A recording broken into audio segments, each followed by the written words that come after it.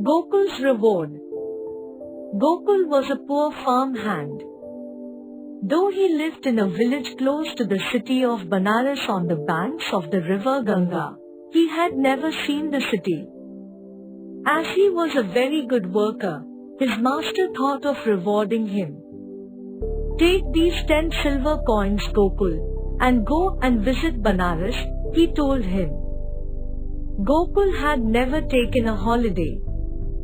He did not know how to use money either.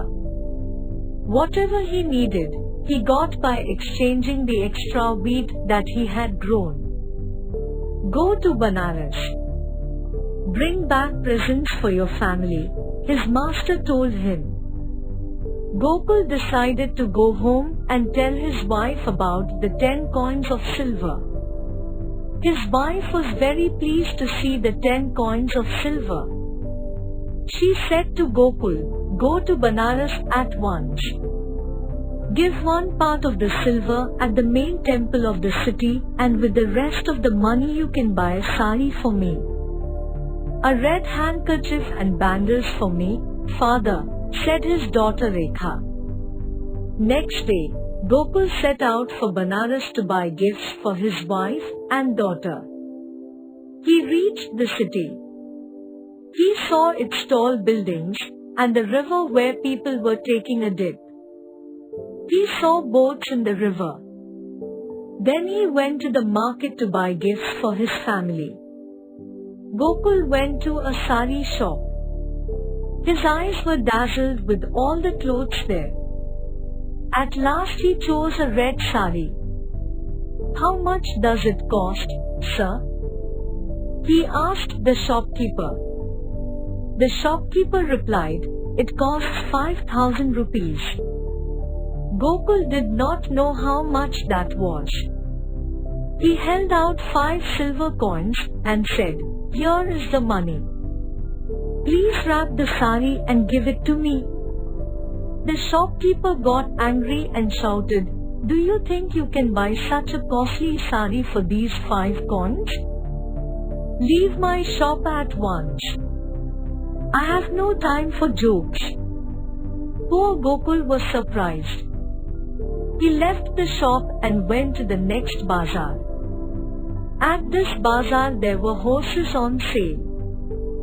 Gokul thought to himself, "I think I will take home a pony for my little son to ride." He held out 5 coins of silver for the horse. The pony owner thought Gokul was mad. "Go to the nearest hospital, my friend," he said and laughed. Gokul felt very sad. He decided to head home. On the way back, Gokul met a beggar on the street. He was asking for something to eat. Gokul said to him, "Brother, I too have not eaten the whole day. But I will get food when I reach home. Take this money and buy yourself something to eat." The beggar took it happily.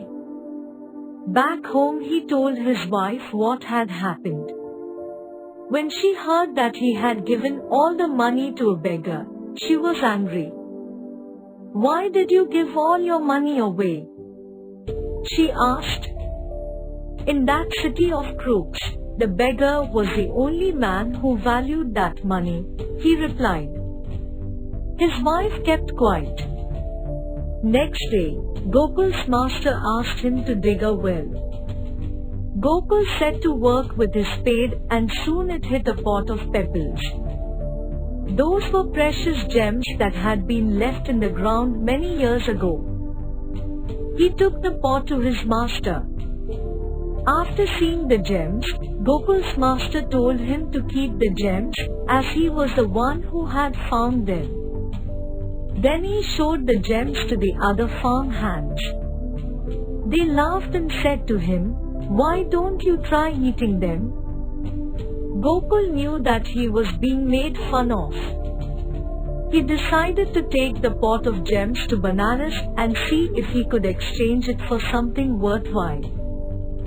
When Gokul opened his pot before a shopkeeper, he thought Gokul was a thief. He called the policeman of the city. He is a thief. He has a pot of precious gems which he is trying to sell off cheaply in the city. Gokul was put into prison, but he tried to explain the situation. So the policeman took him to the king.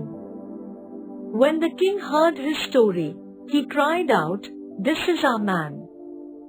I had dreamt that God wanted me to help a good man, so I will help him for his honest work and his good ways." Gokul was taken to the palace and treated nicely. Then he remembered what his mother always told him. She told him, "An honest person always gets rewarded in the end." Gokul had worked hard and had always been honest and good to everyone. That is why he got rewarded in the end.